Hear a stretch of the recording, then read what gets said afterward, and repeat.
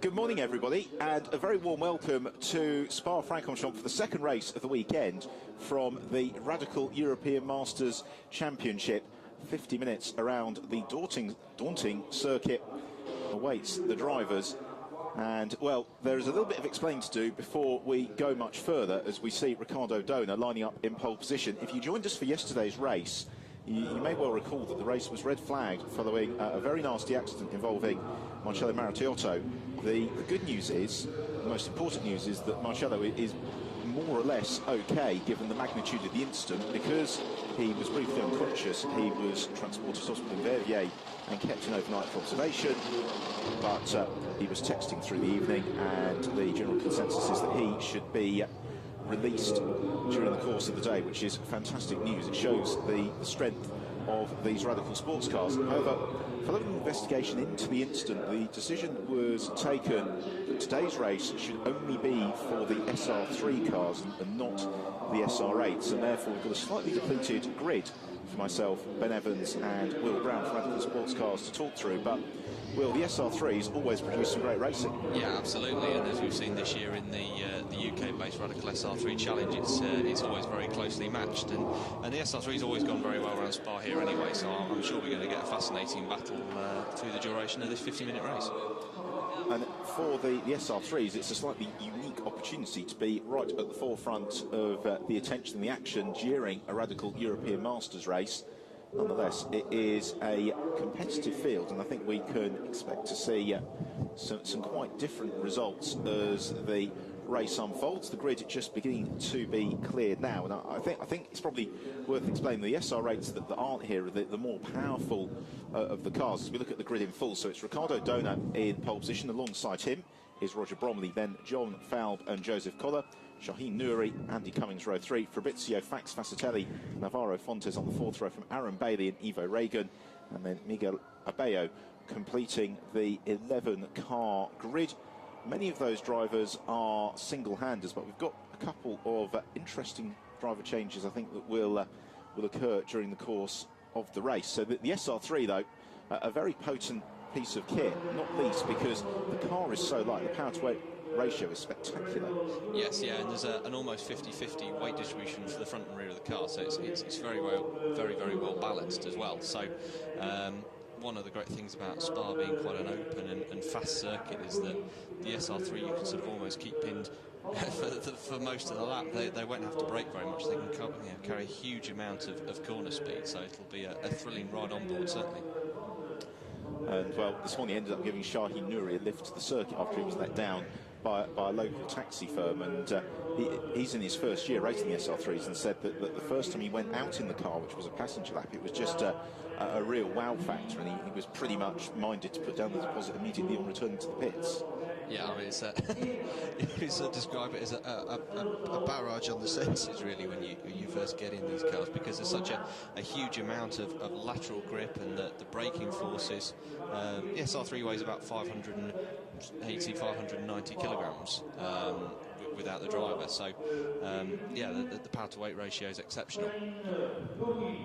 So the knowledgeable, enthusiastic crowds coming in to Spa bright and early this morning. It's a very, very full day of racing here at Spa, which is being kicked off by the Radical European Masters. And we've also got racing today from the South Lone Euro Cup, the Euro Formula Open, the International GT Open, and then at the end of the day, which as I understand isn't being web streamed, but it's the Spa 600-kilometre race. But this is the perfect way to get the action for today. Up and running, the universal engine start sign is being given to the drivers, and then they will shortly be released off behind the pace car. It's going to lead them round, opportunity to get a sense of the circuit conditions. And against all expectations, Will, the rain didn't really come down as we thought it might yesterday. We had a brief shower about an hour after the Radical race finished, but then despite the heavy cloud cover all afternoon and all night, it didn't transpire into heavy rain, so the circuit shouldn't have been scrubbed too much overnight. No, in true Spa fashion, we had a changeable weather forecast for yesterday and indeed today as well, but fortunately, I think the majority of the racing managed to dodge the, as you said, the rain was lighter than expected. So no, the track conditions should be very good indeed. And of course, we're only just a few weeks after the Belgian Grand Prix that was held here as well. So no, the circuit's looking as good as it ever has been. So away we go on the formation lap, and this the last opportunity for the drivers to get a feel for this 7-kilometre Spa-Francorchamps circuit. They turn through the very tight hairpin at the source, and yesterday we saw at the start of the race Bradley Smith trying to muscle his way to the inside of Tony Wells without success, and ultimately that allowed Tristan Vidas to sneak through to score the victory, because I think there is still a little bit of discussion to be held about how championship points are going to be decided. We don't know what the updated position is for the SR3 component of the Radical European Masters Championship, except to say that today will contribute towards that points position. So they then arrive at the bottom of the hill through the compression, up through Eau Rouge, out of Radion, and on to the long Kemmel Straight. Ricardo Dona weaving around, just beginning to gently warm up the Dunlop tyre, because part of the real key here with tyre management is around getting that heat cycle right. If you go out of the pits and you just put too much heat, too much lateral load into the tyres, they're not going to perform as well as if you warm them up gradually and get that heat cycle working just as it should. Yeah, this is a 15-minute endurance race, so that's right. They'll be looking to manage the heat and the build up slowly and progressively through the opening stages of the race to give them the maximum performance towards the end of the race. And that's what I think we were seeing there from Roger Bromley, was that he's just accelerating gently out of the course. He's not weaving around too much. Oh, we've got a problem there for Ivo Reagan in the Art Car liveried machine, and that is not looking brilliant for the Czech driver.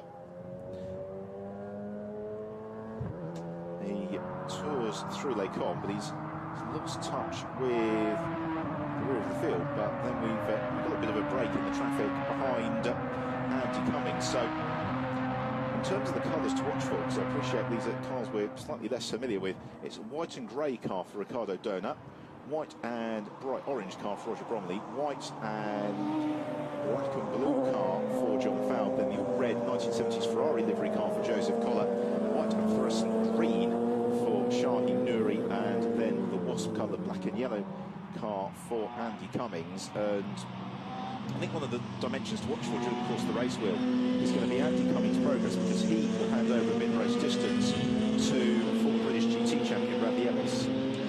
Yes, yeah, absolutely, and because of the varying pit stop penalties, they're going to be out of position, I think, later in the race. And one of the things as well that we're quite interested about this race is that normally when the SR3s are mixed up with the mid-pack SR8s, there's sort of a cat and mouse situation of the SR3s having a superior or very strong corner speed. They'll catch up the SR8s, and then the SR8s will put weighing on the straights with their superior power. So with obviously there being no SR8s here today, I think we're going to see a very, very close battle, because everybody's so evenly matched that they're all going to be tripping over each other.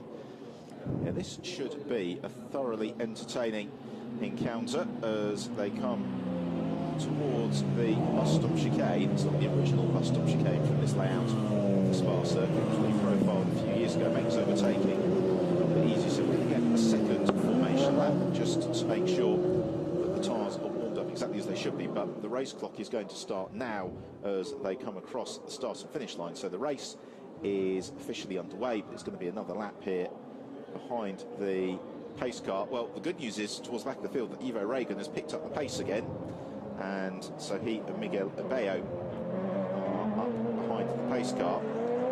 This is something of a reprieve for Abello, because he had 2 visits into the pits during yesterday's shortened race. And hopefully he's got that car all to his liking overnight. I think the other car that we should pay close attention to through this race is the car of Alvaro Fontes and Tony Forney. That white, red and green car that's slightly out of position, really, considering where they've been in the championship so far this season. Yeah, I think that's a good spot, isn't it? Because 3 weeks ago at Silverstone, in the preceding round of the Radical European Masters, they were right on the form, and quick drivers. I think particularly Alvaro Fontes who starts the car, we can expect to see flying as the race unfolds. So if you haven't just joined us, a very warm welcome to Spa for the second race of the weekend of the Radical European Masters Championship. And you might be thinking, well, that's a smaller grid than yesterday. And if you didn't join us yesterday, you should explain that there was quite a nasty accident involving Marcello Maritiotto at Eau Rouge, from which he has, very pleased to report, escaped with relatively minor injuries given the severity of the incident. However, upon investigation of that incident, the decision was taken that today's race should be for the SR3 cars only, and the SR8s can stand down until we reconvene in Monza in a couple of weekends' time. So today is an SR3 only race. The most important thing, though, is that Marcello Maritiotto is well on the mend. He's been kept in hospital overnight for observation, but is expected to be discharged today. Faces the long drive back to Switzerland. Yes, yeah, I mean, and really testament as well to the strength of the cars. Obviously, every car on this FIA approved championship grid is FIA tested itself. So, very, very high level of safety in the occupants, the front crash structure as well. The cars are very, very extensively tested at the UK's Cranfield Formula One test laboratory and elsewhere as well. So, it was good. Great news to hear that he's likely to be discharged today. I'm sure he'll be pretty sore, but it's not. He'll be raring to get back on the grid. I'm sure he's got his eye on Monza already. Yeah, and you'll have noticed that we were avoiding saying a miracle or a lucky escape. And the reason for that is that, quite simply, the very hard work that's gone into designing the car to the very highest standards of safety from all of the Radical team, and the quality of the construction, and then also the modern safety measures that you get at these FIA standard circuits. And it's no, and I'll just use the pun here, it's no accident that drivers are able to get away from accidents that several decades ago could have potentially had far worse consequences. Well, we're coming now towards the end of this second lap behind the pace car, which means the field beginning to form up side by side, and then we will be going green flag racing in earnest. The big question is, of course, if Roger Bromley wins this, what's going to take longer, his post-race interview or the race itself? Yes, he's been waiting for his sunshine, day of the sunshine all weekend, really. This is, sporting a very, very vibrant brand new helmet as well, I see today.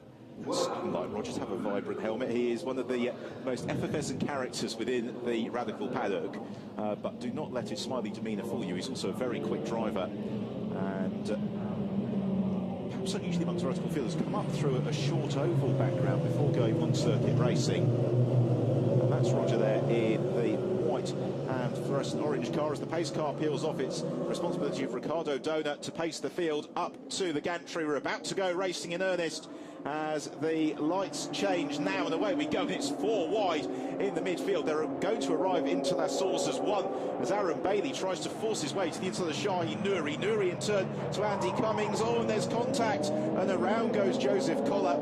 And that was a chain reaction as Nouri and Cummings over-assertively disputed the run into La Source, and Collar losing out. So it's Roger Bromley who leads from Ricardo Donat and John Fow through Eau Rouge for the first time. Aaron Bailey has come up to 4th from 9th, and it's Shahi Nouri, Franks Fasatelli, and the rest of them on to Kemmel Straight for the first time. Bromley pushing the hole in the air. What's the slipstream effect looking like this morning? It's 2-3 wide further back as Shahi Nouri tries to gain ground on Fax Fasatelli. He looks to the inside. Into Lake Como, and there's contact, and around goes Shahi Nouri. Alvaro Fontes takes evasive action, and Nouri comes to a halt at pretty much the worst possible point, the blind spot on the exit of Lake Como. So he is going to rejoin at the rear of the field. Yes, yeah, and you saw for a second then that Bailey was really having to defend very, very hard from Shahin and Fasatelli as well. Well, this is a 50-minute mini enduro race. Not that you would have known it through the first 2 heavy braking zones, as they now head into the double left over at Pouan. And it is Roger Bromley who's trying to make an escape from Ricardo Donat. Right, here we see it again. Aaron Bailey looks to the inside of Shahi Nouri. Nouri looks to the inside of Andy Cummings. So it's Bailey to Nuri, to Cummings. Cummings pushed out wide, and Joseph Collar, unfortunately, the innocent victim in all of that. From another angle. Yeah, well, I would surmise there might be a conversation or two with the race director Brian Poulter after this. Yes, unfortunately, well, 4 into 1 doesn't go at the Coop, does it? As we've seen so many times in the past. And as we just went into replay there of the brief contact between Fassatelli and Nuri as well at the Coop. Well, Fassatelli's got his pet dog watching in attendance from the gallery, and he's going to be pretty proud of his owner's efforts, because Fassatelli coming through to the end of his first lap of racing, the second lap of the race, in 4th position, but across the line we come. So it's Roger Bromley from Riccardo Dona, and then it's John Falb. Then the gap back to Max Fassatelli with Aaron Bailey and Alvaro Fontes just in behind him. Shahin Nuri and Andy Cummings have got some recovery work to do. Cummings cross line 7th place. 8th is Ivo Ragan. And then 9th Shahin Nuri, 10th Miguel Abello. And whether or not Joseph Collar makes it through, I think, is a matter of some dispute. He's not come through the second sector. And there he is, limping on his way. He's just been overtaken by the medical car, and the marshals quite sensibly waving Joseph off the circuit. There's no point in trying to limp round for 7 kilometres. As and Riccardo Dona snatches the brakes. The car really snaps away from him. He did very well to recover from that. And John Falber, I just wonder if there might be some fluid down there, because we've lost a couple of other cars at the top of Lake Com as well, who seem to slither wide. Oh, yes, and Riccardo Dona, his braking is all over the place. Not quite sure what's going on there. Maybe he's just been a little bit flustered. Nothing else. He would have flat spotted his tyres. He's now got John Falb just in behind him. Yeah, quite surprised. Riccardo's new to the grid this weekend, and obviously very impressive with his pace yesterday. But as you say, that's an idea. That was quite surprising. You don't see that too often, actually, a move of that nature. You have got to be, given the level of aerodynamic grip in the that would be why the trail of fluid that has been left by Joseph Collar around the circuit. You can see the slippery surface flag being waved, so that's going to be an additional challenge for the drivers, as Alvaro Fontes looking to try and make the move on Max Fassatelli. Fassatelli, the orange and black car, with then Alvaro Fontes, the white and green machine, one of many turned out cars in the field. Fassatelli consults his mirrors with good reason as they sprint on towards Blanchimont. This is the fight for 5th and 6th place. They've both been demoted by Aaron Bailey. They have got Andy Cummings in pursuit as well. Cummings recovering strongly after his first corner adventures. As they get on the brakes into the bus stop chicane, in fact it's Cummings who gains the position. I'm just wondering here whether we saw it during yesterday's race, whether some of the teams are doing something a little bit different with the angle of the rear wing, because we're seeing, for example, Alvaro Fontes going very well through the corners, but less well on the straights. Yeah, and it makes a very big difference here, because there's such a long drive from La Source down through Eau Rouge, and then the long run up to Cameron. More so than a lot of circuits, except Monza, for example. Straight line speed is critical here, and you know, it's getting that balance between the confidence in the car, and you can add more diplanes and add more wing, and that will change how the car feels. It won't necessarily make the car faster in the corners, but it's a feel thing for the drivers, and if they feel confident, they can push harder. But yeah, there's some guys that are running very, very minimal wing, really. And there's definitely a consensus that there's fluid on the racing line into Lake Com. They all move well to the inside of the road to avoid that section of the circuit where Riccardo Dona got caught out last time around. So out front it's Roger Bromley from Riccardo Dona and John Falb, then Aaron Bailey in 4th. We're watching the battle for 5th between Max Fassatelli, Andy Cummings, and what was Alvaro Fontes, who spins his way downhill through the Bruxelles hairpin. That's a real shame for Fontes, just as he was beginning to show strongly. Let's have another look at it I think he caught a little bit of fluid actually just on the way in. Yeah, again, if you sort of see the previous braking skid marks on the track, you can see that he was braking in pretty much the same place, whereas the other drivers in front of him kept hugged the Bruxelles hairpin much closer. It's always a real challenge for drivers as well, because they know the fluid's there, and the only way it's going to clear is if they all run over it, and nobody wants to be the guinea pig to be doing that, and it's obviously not going to be the opportunity to dress the circuit. It really is just a couple of corners which are adversely affected. Here's the race leader, Roger Bromley. He's got the recovering Ricardo Dona coming up onto his tail. And then John Fowl there or thereabouts as well, not too far back either. So the three leaders all running in pretty close contention. Brakes for Dona. Through the right, then the left of the bus stop chicane, accelerating on his way, and pursues Roger Bromley. Across the line they come. This completes the fourth lap of the race, and it's a lap where Dona has actually gone significantly quicker than Bromley. He brings the gap down to 1.5 seconds. So Roger Bromley not really running away with this. Likewise, the fight for fourth. Aaron Bailey being caught by Fax Fassatelli and Andy Cummings. Ivo Reagan, meanwhile, has got the recovering Shahi Nouri. And Nouri determined for a good result, not least because he's got a 7-hour drive home to Geneva to contemplate at the end of this race, and therefore would like something to celebrate. Yeah, it looks like he's just carrying a little bit of damage to his rear wing there. You see that the end plate's just a teeny bit bent, but I doubt that'll have much of an adverse effect on the feel of the car.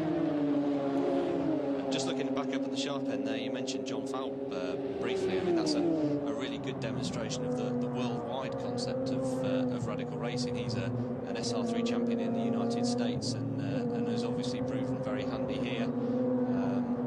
It's sort of a demonstration that the pace is pretty much consistent right across the world, not just in Europe. Yeah, although I strongly would advocate that you and I go on a fact-finding mission to the Radical United States Championship just to verify that that's the case. Yeah, they've got some great circuits on their calendar. It's Glen this year, Sonoma, which some other viewers may know as a sort of Sears Point or Infineon Raceway, Miller Motorsport Park, and then Sebring, of course, another classic challenge in a very, very famous American race circuit. So there's some really thrilling venues. And we've got a challenge here from Fax Fassatelli to Aaron Bailey, and Fassatelli finds a way through at Pouhon, past Bailey. Cummings momentarily distant from that scrap, and he catches the oil on the way into Fagna, and Cummings also had a bit of a slide through Bruxelles as well, but he's done very well to gather it all up. That was a lovely move by Fassatelli, wasn't it? He got the car just hooked up perfectly on the first entry into Pouhon, and could hold a really nice tight line and really quite smoothly take Bailey. Fassatelli, now he's past Bailey, is breaking clear, but this is exactly what we talked about during yesterday's race, Will, that because you have that big sort out at La Source, sometimes you get quite a different order early on, and because of the long straights here, if a slower driver can master 1 or 2 exit points, they're actually very hard to overtake, but could become a little bit of a cork in the bottle, and that's possibly what's going on here with Aaron Bailey. He's got Andy Cummings up behind him, and Cummings thinks about the move into the bus stop chicane. Can he get the car stopped in time? No, is the answer. Bailey goes back past him. Cummings has to slow the car to avoid it having a big clatter over the curbs, and that's going to help Fassatelli try and break clear. Well, the bus stop, of course, today has a very different profile than it has had in the past, and the first initial entry, you almost double back on yourself, and it's the temptation is to try and run in very late there, but it's a lot steeper and sharper than it looks. As now finally Shahi Nouri makes the move on Ivo Reagan. That is for 7th place then, in favour of the Swiss driver. Though Nouri, actually his business interest means that he spends more of his time in Nigeria than he does in Switzerland. Runs a successful internet business, Shahi Nouri, and thoroughly enjoying his first year of radical racing. Was quizzing him on his favourite circuits, so he was saying, well, basically all of them at the moment. Yeah, and there's been a great calendar this year. The Radical European Masters has sort of very closely followed as we just watched a replay then of once again of Andy outbreaking himself on the entry into the bus stop. But no, great set of circuits this year on the European calendar, and of course with 2 classic Grand Prix circuits in Monza and Barcelona still to come. Yeah. Well, the Formula One cars, I think, just warming up the crowds really for the Radical European Masters, as we've got an incident for overtaking yellow flags under investigation for Miguel Abello and Andy Cummings. For Abello, I think any penalty is going to be slightly irrelevant, because he would appear to have stopped somewhere out on the circuit.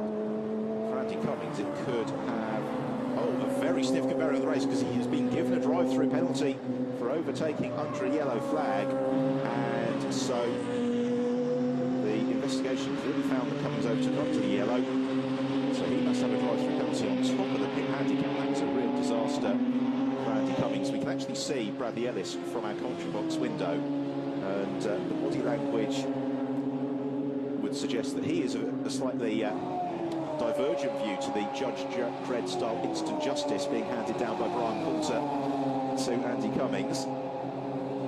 Cummings, though, nonetheless, thinking about a brave move on Aaron Bailey. He runs out very, very wide on the outside of Blanchimont and therefore can't make it stick. He's going to see the inboard this time around. He's got 3 laps with which to serve that penalty.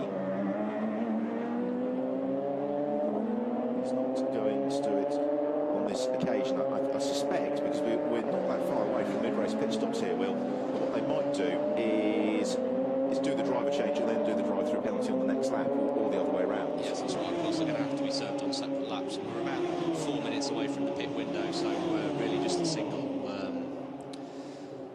Yeah, it's going to be 2 laps away, so yeah, he needs to serve it before his pit stop, really. Yeah, that's what we will be watching for. For now, though, he's bottled up behind Aaron Bailey. So in terms of the order, it's Roger Bromley who leads. He's now beginning to ease clear of Ricardo Dona. And Dona, in turn, is now 6.5 seconds ahead of John Falb in 3rd. It's Max Sastelli in 4th. Aaron Bailey is 5th. Andy Cummings in 6th, pending the drive-through penalty. Shahin Nouri is 7th. Ivo Roigan is 8th. Alvaro Fontes in 9th. And then, unfortunately, we have lost Joseph Collett and Miguel Abello somewhere along the way.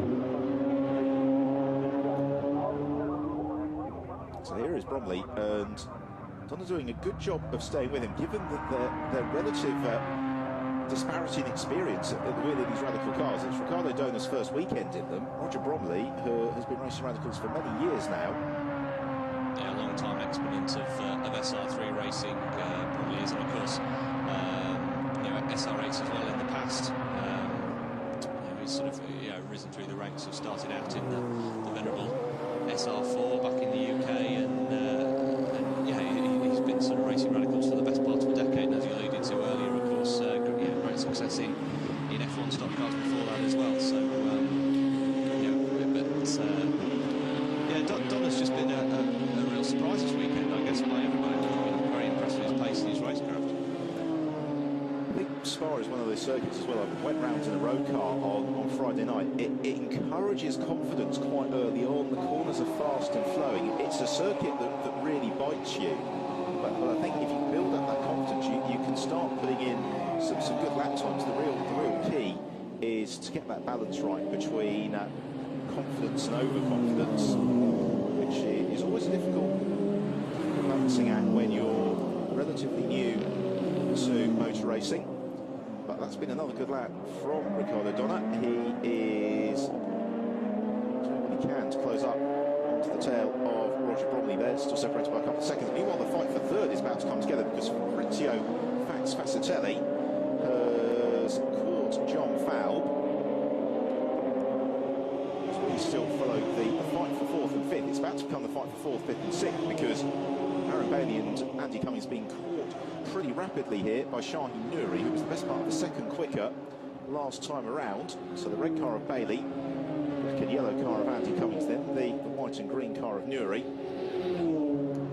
Along the Kemmel Straight, there's the fight for 3rd place I was talking about. White car of John Falb being chased down by Max Fascitelli until they come. And this is actually where the fluid on the track is going to be reasonably helpful, isn't it? Because it makes it a little bit easier to defend into Les Combes. Yes, that's right. It sort of has the effect of almost narrowing the circuit slightly. So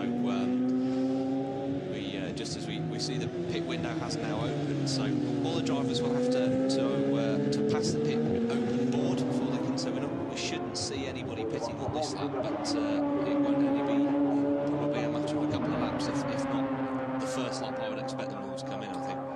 Yeah, I'd expect to see Andy Cummings in on this lap to do his drive-through penalty, and then the lap after to hand over to Bradley Ellis. But this race is still pretty tightly bunched here. We've got the top 8 cars all separated by just 19 seconds as Fascitelli contemplates a move into Fagnon to the outside of John Fowl. Fowl, though, sticks to his guns and makes it difficult for Fascitelli to try and find a way through.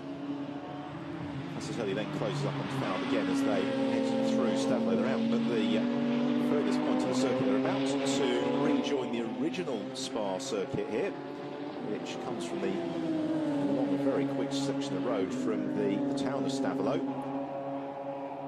As Fascitelli looks to challenge Fowl into Blanchimont. The pair of them go side by side, and Fascitelli muscles his way past. Fantastic move. And if nothing else, Max Fascitelli is going for the brave ones. He went past Aaron Bailey and Pouhon. He goes around the outside of John Fowl into Blanchimont. Yeah, you can see the slight track undulations there. As this is, as you mentioned a minute ago, sort of one of the oldest parts of the circuit, and the minor track imperfections there, just bouncing the car around slightly right on the limit, which would have made it a real handful to dive side by side. But Fascitelli's made it stick, and then subsequently lost it again. Yeah, he got it all wrong into the bus stop chicane, and was possibly celebrating that move a little bit too vigorously. Outbraked himself, and here we see it once more. That was shades of Senna Mansell at Barcelona in '91 there, wasn't it? Just inches between the pair of them. Side by side in the first section of Blanchimont. And then Fascitelli gets it all wrong into the bus stop chicane. And the reason why they're working so hard to get back onto the road there is that there's a real section of elevated curbing, which, given the low ground clearance of these Radical SR3s, would more likely than not lead to the requirement of purchasing a new floor. As now Fascitelli goes back ahead of John Fowl along the Kemmel Straight, but as they battle, Aaron Bailey is inviting himself to the party and trying to join in. So down towards the Bruxelles hairpin, very steep downhill section of circuit this. The camera angle doesn't quite do it justice. It's a gradient change not dissimilar to the mountain at Cadwell Park, I'd suggest, in terms of the steepness of the midpoint of the hairpin, and then continuing downhill through the nameless left hand and then to the double left of Pouhon. So we are just over a minute away from half race distance. The pit window is open. We're expecting to see most of them coming in on this lap. Aaron Bailey now looking to try and make his move on John Fowl. And I think for Fowl, this is a little bit of a voyage into the unknown, because we've now had green flag conditions far longer than we had yesterday. 7 racing laps. This is when concentration begins to really strike, and the necessity of lapping consistently. Yeah, and the long run through Blanchimont and Pouhon A and B. These are big high G corners. They're physically punishing on the body, and tiredness will be starting to set in, and it really takes a hammering on your neck. They'll feel sore for a couple of days after this, regardless of how their race goes. Right, through to the end of the lap, and as predicted, Roger Bromley and Ricardo Dona both head down into the pit lane for their mandatory pit stops. The extent to which this is going to change the order of the race remains to be seen. I think the key here is that the cars go back on their way very quickly. There'll obviously be an inspection of the tyres and just checking the tyre pressures, because it's a little bit cooler today than maybe it was yesterday. It's the coolest it's been all weekend. Yeah, you just see team boss there, Alessandro Brevarelli, just giving the driver instruction just to keep things calm. He's obviously doing very well at the moment, and continue what he's been doing, as we see a very slick change there from the Supreme Racing guys.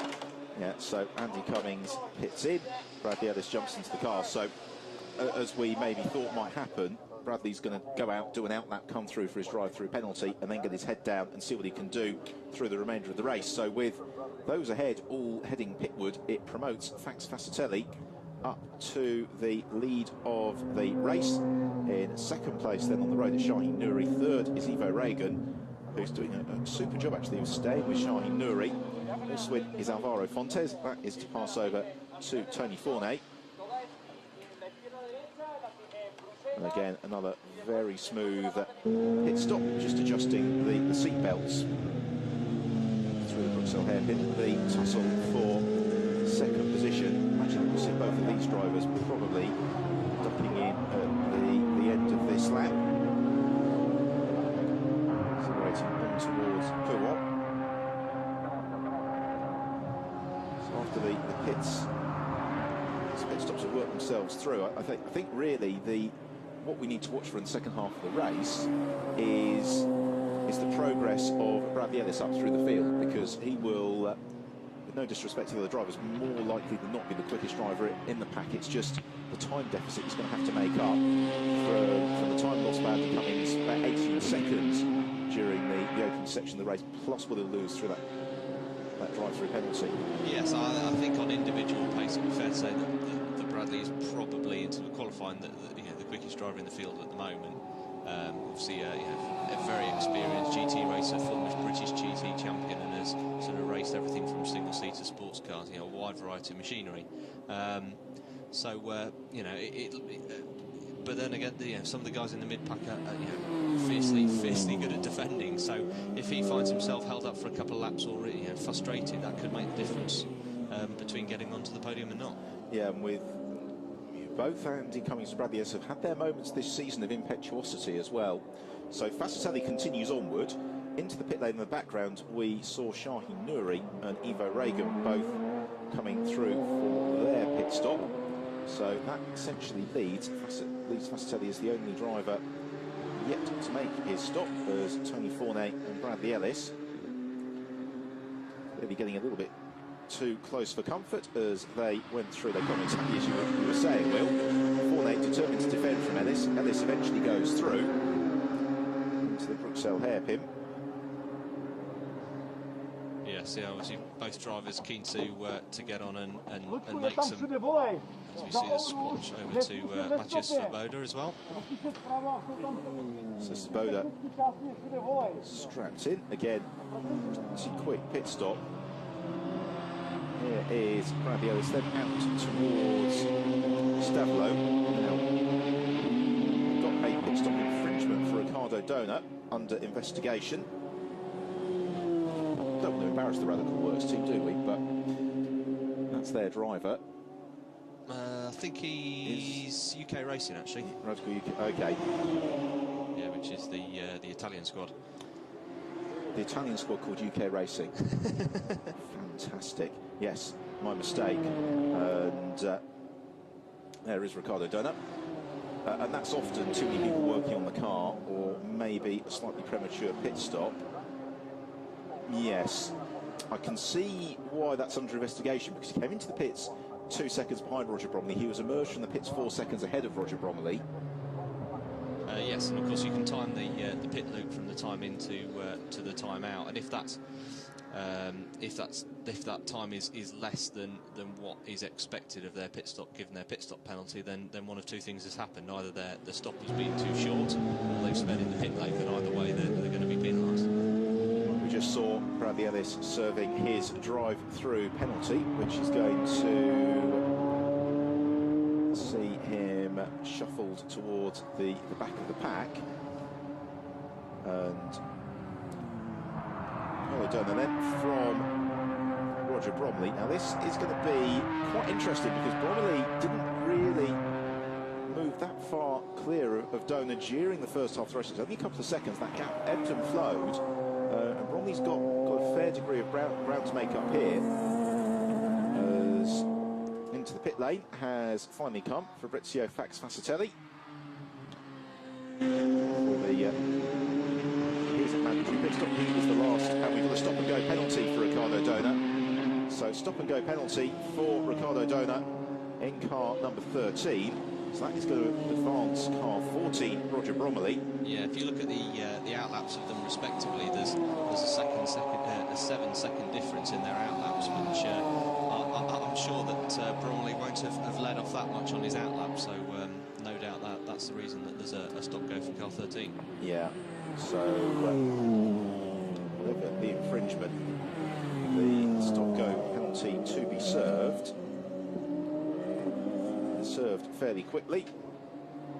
So across the line goes Ricardo Dona. That's essentially going to put him into the lead of the race briefly. Then it will revert to Roger Bromley. It's a fantastic helmet that Roger's got as well. Tinted visor though, maybe a little bit unnecessary today because the light is really very flat here. It's overcast, but no particular threat of rain as up through Eau Rouge. Bromley looking very smooth, and that's the real key with these cars, is you've got to be so smooth on the way into the corners. It's a very late braking point. You've also got to maximise that corner exit speed.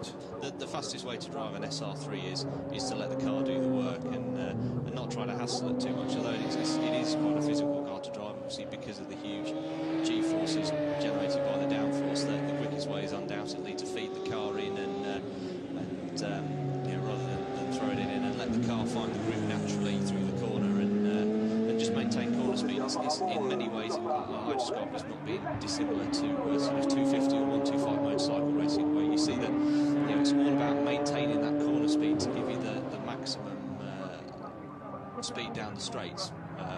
It's not all about getting the best drive out of getting the fastest speed into the corners and then braking. It's all about keeping things at the same level as consistently as possible across the whole lap. Donna driving superbly well. That stop and go penalty is going to see him shuffle down the order a little bit. We'll be able to give you the race order post pit stops and some of the gaps that need chasing down at the end of this lap once we get a sense as to where Fabrizio Fazzatelli has emerged into the queue. So it just takes a couple of laps for the timing to sort of settle itself down, obviously, because everybody's stopped out of position. It's initially a little bit tricky to tell where people have come out of the pit stops. I suspect at the end of this lap, if we see Ricardo Dona heading into the pit lane for his stop and go, it's going to promote Roger Bromley back into the lead of the race.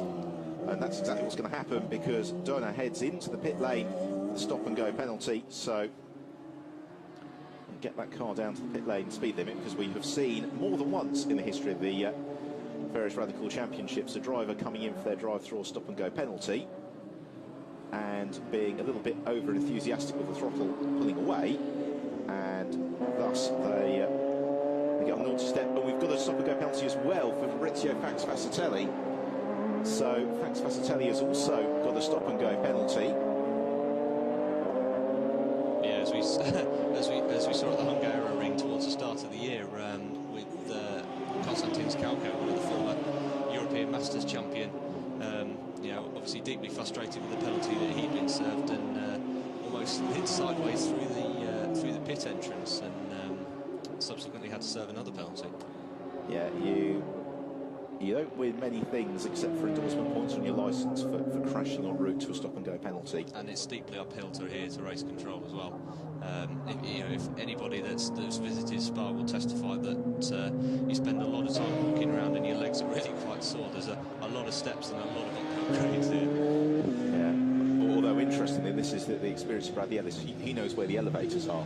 So after qualifying on Friday night, every other driver was walking back downhill. Bradley Ellis just popped into race control and jumped in the elevator that took him down 2 floors. So the order is now that Roger Bromley is the race leader. In second place, then, we have got Aaron Bailey. The real fight is probably the one for third between Aaron Bailey and Shaheen Nouri. Or rather, John Fowle and Shaheen Nouri. That's the fight for third place. Fowle, the American driver, just ahead of the Swiss Shaheen Nouri. As we'll have a little look at Bradley Ellis really try. Yeah, a little bit of damage picked up there by Andy Cummings. That would have been at the start of the race in the contact with Joseph Collar. And Ellis has, not surprisingly, just set the fast lap of the race, 2 seconds quicker than everybody else is going. The problem he's got is he's 54 seconds back from the race leaders, and therefore suspect his progress is going to be somewhat limited. So it really is between Fowle and Nouri to dispute who's got the honour of the final spot on the podium. Mateusz Boda, who is the next driver along, is about 10 seconds adrift. And this is possibly where that little bit of damage to the end plate and Shaheen Nouri's car will be an influence because these cars are so evenly matched, and particularly when they're racing each other like this, wheel to wheel, you need everything working exactly as it should. Yeah, and these cars almost sort of seemingly look like they're identical setup as well. So neither of them is running the optional front dive planes, nor they look like they've got pretty similar wing as well. So in all other respects, these cars are pretty much identical in terms of setup. A pair of them very closely matched through La Source as Max Fascitelli serves his stop and go penalty. Rolls down the pit lane for 60 kilometres an hour. It feels infuriatingly slow when you're the driver. I can tell you as a pedestrian in the pit lane, it feels plenty fast enough, thank you very much. And that's why it's put in place. So Roger Bromley leads by almost 10 seconds from Aaron Bailey in second place. We're about to see a change for third because Shaheen Nouri pops out of the slipstream behind John Fowl, and he's made that move stick, has he? On the brakes into they come. Fowl wants to dispute it, and he does. Swoops around the outside, but he then goes across the curb. Nouri gives him racing room, but Fowl has to back out of it so as not to gain an unfair advantage for cutting the corner, and Shaheen Nouri finally through into third position. He's got 4.6 seconds to try and make up to Aaron Bailey if he possibly can. Yes, yeah, Fowl did the honourable thing there. Obviously realised that he wasn't going to be able to make it stick and stayed well out of the way. You know, there was an opportunity for him to have cut across the exit of Lake Hume there, but he didn't. He stayed close in and gave Shaheen sort of the space to continue his natural racing line. So that's an excellent display of driving there, actually.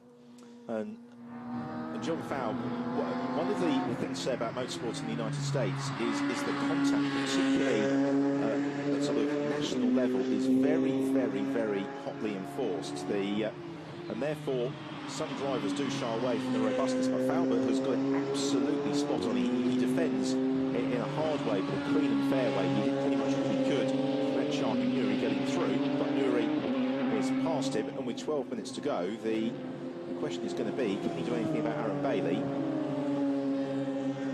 Lapping in the 2-minute 31 second bracket at the moment, and Fowl just slipping back from Bailey a little bit. Fowl the only driver in the 2-minute 32s, and then it would be a case of the progress of Ricardo Dona. So across the line then, Roger Bromley, that is 14 laps reeled off. Yeah, it'll be a great feeling for him to be able to look in the mirrors, and he'll have a real sense coming down into the source there of just how much fresh air he's got over Bailey. And it's quite unusual actually to see Roger Bromley doing the whole race single-handedly, because when he was racing here last year, certainly he was partnered with Phil Abbott and has raced alongside Phil on a couple of occasions previously. And yeah, Roger Bromley has another look at the mirrors through Eau Rouge, I think, just to confirm that Aaron Bailey is 9.4 seconds back.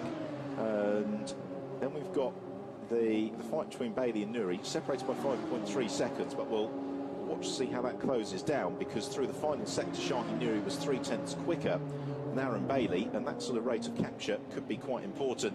In fourth place, we've got John Fowl. Fifth is Ricardo Dona. He is 5.4 seconds back. In sixth, it's Matthias Svoboda. Seventh is Fabrizio Fascitelli. Eighth is Tony Forney, but he is being caught at a rate of 3 seconds a lap by Bradley Ellis in ninth position. Yeah, I think we could see a bit of a battle there, because Tony, as I said in the races, they've ultimately been the cream of the crop in the European Master Supersports class this year, and are currently leading the table. So, I don't think that Tony will make it easy for Bradley to get past.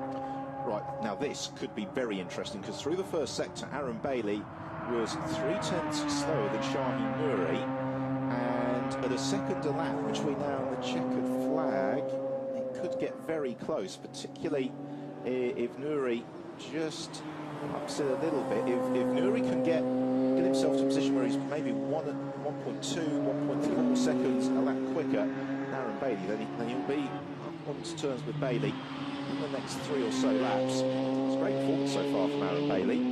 Yeah, this is his first overseas foray, I believe. He's picked his perfect location to break his duck and come and race at Spa. Been quite a regular racer in the SR3 Challenge this year, and also in the 750 Bike Sports Championship, for which a lot of radical racers regularly compete as well. And Bailey was 0.3 quicker than Shaheen Nouri through sector 2. So through the first 2 sectors of the lap. There's absolutely nothing to choose between the pair of them. Sector 3 last time around was also where Nuri was a little bit stronger. Bailey driving immensely smoothly. There's a little bit of a correction of the wheel though coming out of the bus stop chicane. I think it's going to delay him too much. So across the line now, 39.8 is Aaron Bailey's final sector versus 39.4 from Shaheen Nuri. Nuri dips into the 2-minute 30-second bracket, makes him the second fastest car currently circulating, brings the gap down to 4.9 seconds, but that is not enough. John Faub, meanwhile, is rapidly falling into the clutches of Ricardo Donat, so we may well see a change for 4th and 5th between now and the checkered flag. We'll also, more likely than not, see a change for 8th and 9th as well. So there's still plenty of shuffling of the order to be done, and that is notwithstanding the possibility of biological failure between now and the end of the race on part of any of the drivers. Yeah, this race is far from over, and as you say, Ricardo and you can see now that gap is visibly closer now between John Falb and Ricardo. And this is where the driver fitness absolutely comes to the fore, and I think something that's actually quite noticeable when you walk around the Radical European Masters paddock is how fit all the drivers are. They really do have to work on muscle strength and endurance out of the cockpit in order to be able to go the distance, particularly if they're a single driver effort.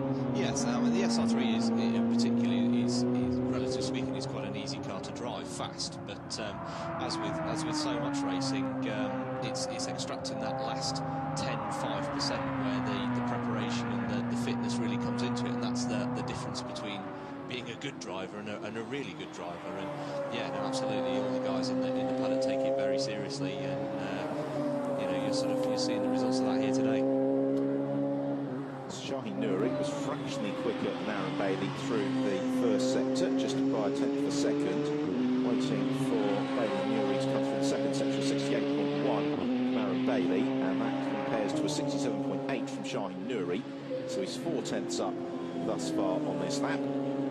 And were we to have 16 minutes left on the clock, that would probably be enough to give us a battle for second place between now and the checkered flag. As it is, with 6.5 minutes, Shaheen Nuri needs a little bit more than that.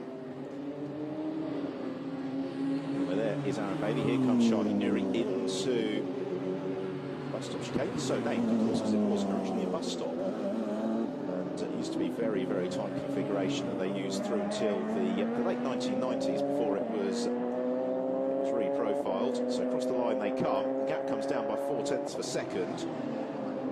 But the fight for 4th is well and truly joined. John Faub has been caught by Ricardo Donat. Across the line they come. That's down to 1.4 seconds. And last time around, Donat was almost 3 seconds quicker than John Faub.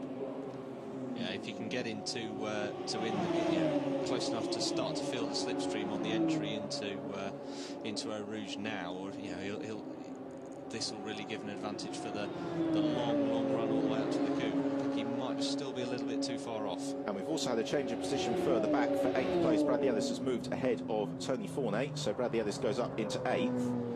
He probably won't go much further than that, because Max Vassatelli is 6 seconds up the road, and Ellis is currently only about half a second lap quicker. So this is the fight for 4th and 5th. John Faub and Ricardo Donat.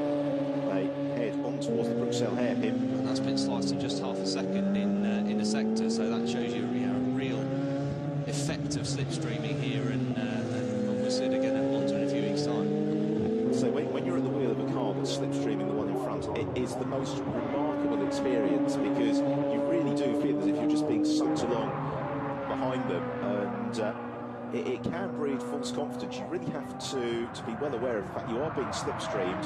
You are going a little bit more quickly, as John Faub makes a mistake at Pouhon, runs out over the curbs, almost in the manner that Sebastian Vettel did in the Belgian Grand Prix a couple of weeks ago. It gives Ricardo Donat the chance to try and challenge around the outside. John Faub having absolutely none of that, sticks to his guns, sticks to the racing line, and Ricardo Donat realising you can't actually drive through a Radical SR3 if you want to get past it. You've got to try and go around it or to the inside. But what we've seen a couple couple of times during this race is that John Falvey's very good through the slow corners. The quicker corners, he's not quite got the confidence in the balance of the car that some of his rivals do.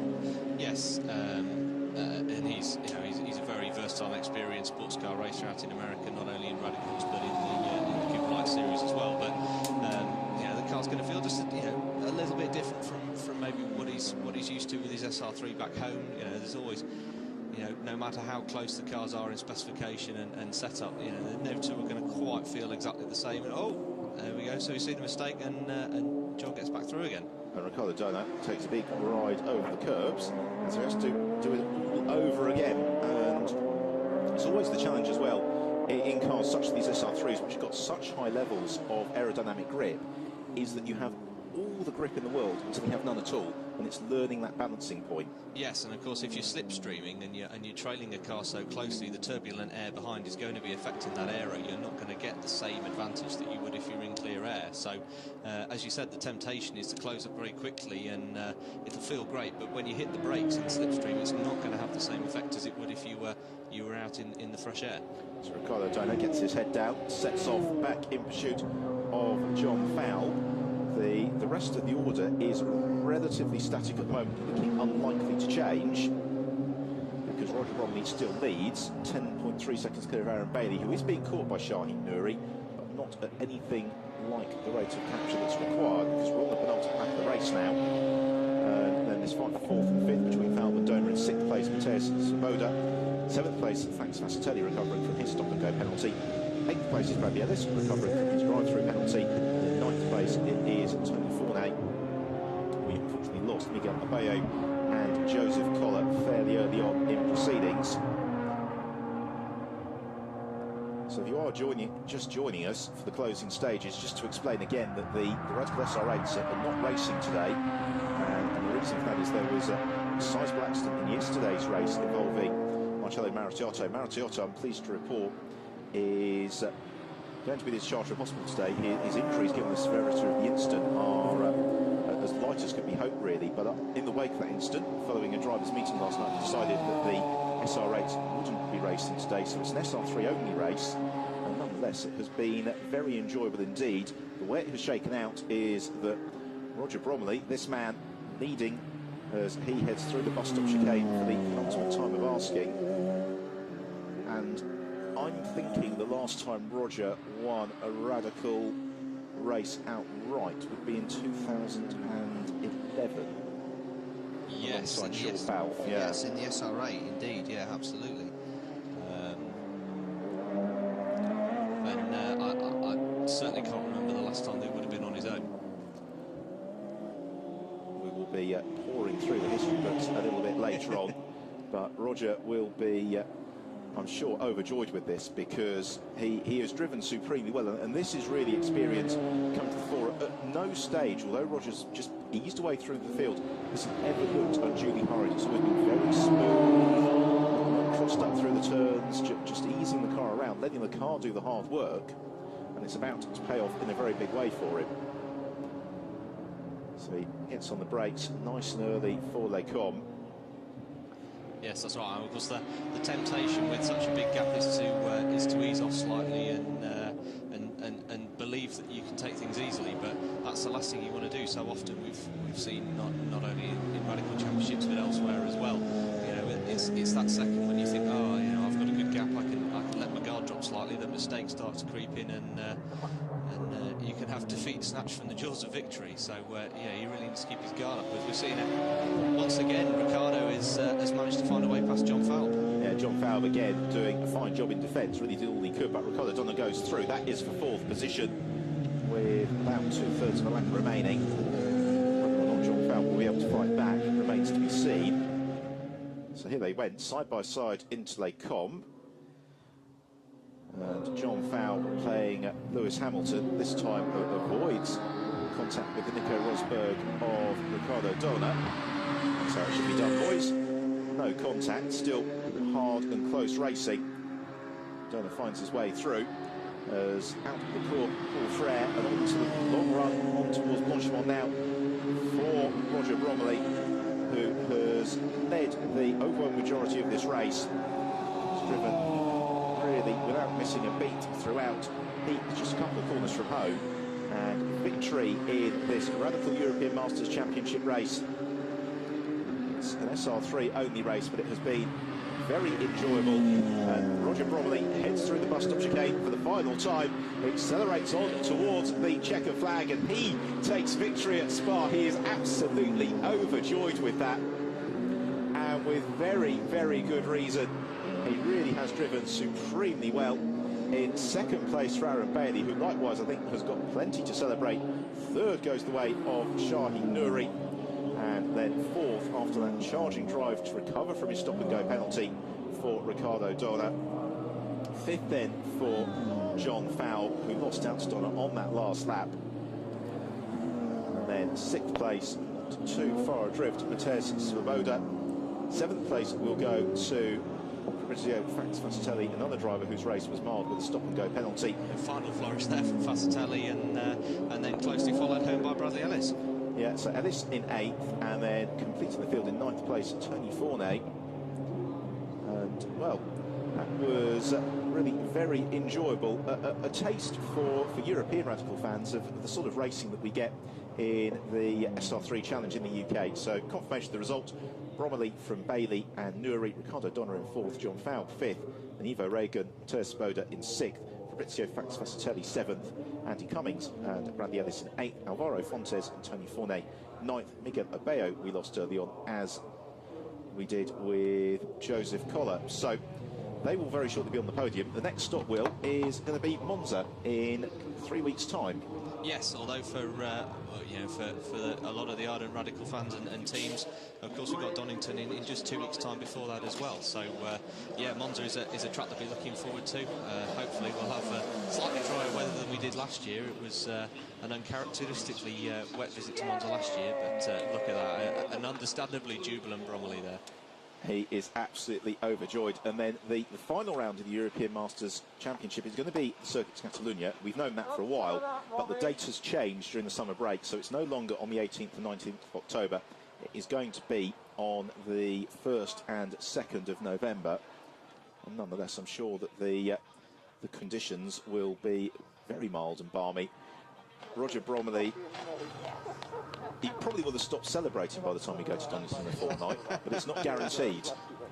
Yeah, he gets a hug from second place Aaron Bailey there. Another fantastic drive from him as well today. He should be very, very pleased with that result. So Bromley needs to disentangle himself from his helmet and hands device as we have a look back at the highlights of the race. And a lot of the key incident happened here in Slasaw's first time around, as Bromley consolidated the inside line. A train reaction from Bailey to Nouri to Cummings resulted in Joseph Collar being rotated and ultimately retiring. Shaheen Nouri then trying to go to the inside of Fascitelli, spun around at Lecom on the first lap as well. That unfortunately served to split the field a little bit, as Joseph Collar, limping to retirement, left a trail of fluid. Ricardo Donna, the first of several drivers to be a little bit caught out by that. We then had side-by-side action between Andy Cummings and Alvaro Fontes, as Cummings sought to recover from that difficult start. Cummings, another driver, as was Alvaro Fontes, who just got caught a little bit by some of the oil on the circuit at the Bruxelles hairpin. Aaron Bailey, in fact, Fascitelli had a nice scrap, and Fascitelli making a super move to the inside of Bailey at Pouon. Bailey was then challenged by Andy Cummings into the bus stop chicane. Cummings outbrakes himself, and Bailey went back past. Fascitelli decided that one brave move in the race wasn't quite enough, so he went around the outside of John Fowle at Blanchimont. Fantastic stuff. I mean, Fowle and Fascitelli. Fowle and Shaheen Nouri then also had a good scrap, which swung in Nouri's favour. Out front, though, it was Roger Bromley who more or less controlled proceedings throughout. He came through to score victory in this SR3 only race in the Radical European Masters Championship, with second place going to Aaron Bailey, third for Shaheen Nouri. So the Radical teams shortly to pack up for the long drive home. Got any water, mate? Any water? Smiles all around as the drivers ready to be announced up onto the podium. Presentations of the champagne. Roger probably in hunting for water because that physically demanding work for these drivers. The best part of an hour's racing. Although it's quite overcast, it's also quite warm out there today as well, deceptively so. And it's 2/3 of a Grand Prix distance really as well. This race, it's about double the, if not treble, the length of a race that you'd be doing if you were just competing in the Club Championship. Yes, yeah, and I mean, 2:30 lap time is a very, very impressive lap time by anybody's book. So, it's a really hard, and as I said, because of such a high loading, there's some very, very long corners where you're feeling it in your body and your sides for seconds and seconds as Roger Bromley takes the top step of the podium.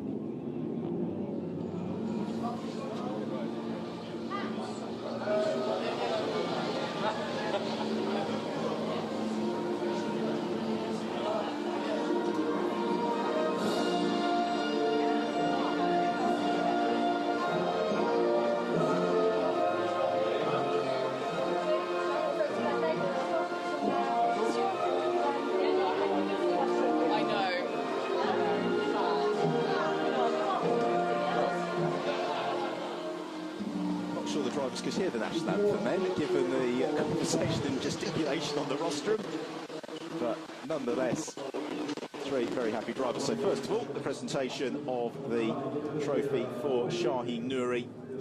So he will celebrate en route back to Geneva this afternoon.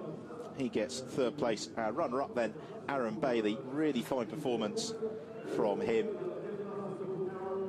And victory going to Roger Bromley. Congratulations to Roger, a fine drive in this race from the Radical European Masters Championship. So now that they've got the trophies, the champagne is going to come next.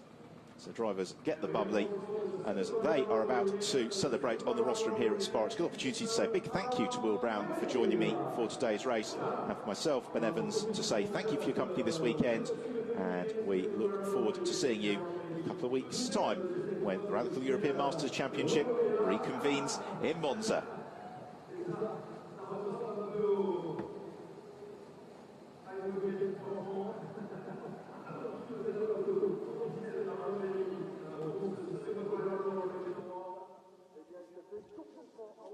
What time do we start for Seat?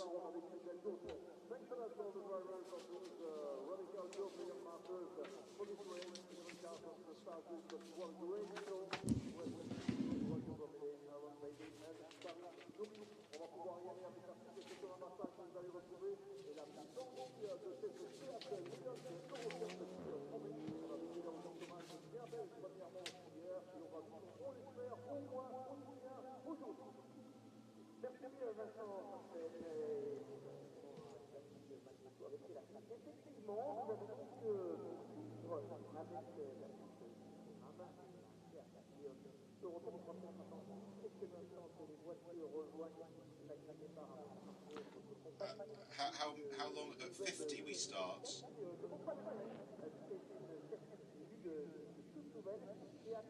Okay, I'm just going to go to the bathroom. I'll be 2 minutes.